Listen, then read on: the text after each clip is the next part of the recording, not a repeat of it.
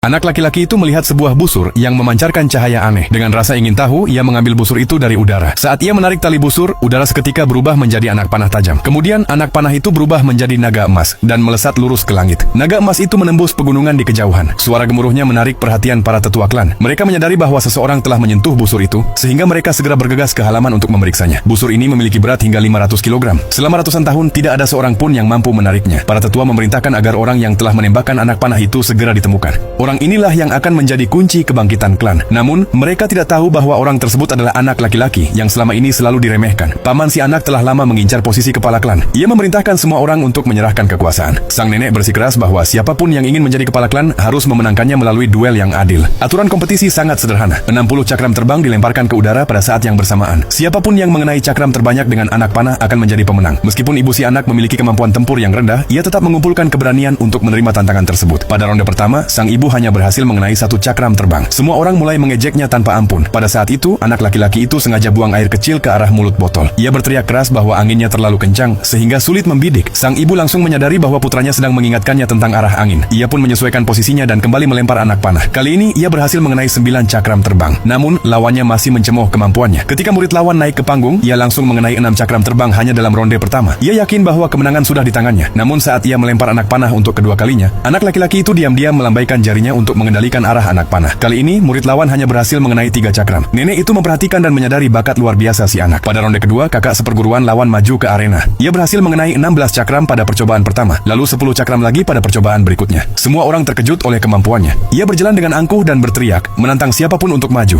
Saat itulah nenek mendekati anak laki-laki itu dan memintanya naik ke panggung. Semua orang tertawa mengejek, mengira ia hanya mengirim seorang anak kecil untuk bertanding. Namun, nenek telah lama melihat kekuatan tersembunyi dalam diri cucunya. Anak laki-laki itu melangkah ke arena. Ia mengeluarkan kain hitam dan menutup matanya. Ia juga berteriak agar semua cakram terbang dilemparkan sekaligus. Saat cakram-cakram itu melayang di udara, ia menentukan posisi mereka hanya melalui pendengarannya. Ia melempar anak panah. Anak panah itu melesat bolak-balik di udara dan dalam sekejap menghancurkan semua cakram terbang. Barulah saat itu semua orang menyadari bahwa anak laki-laki itu sebenarnya adalah seorang ahli tersembunyi.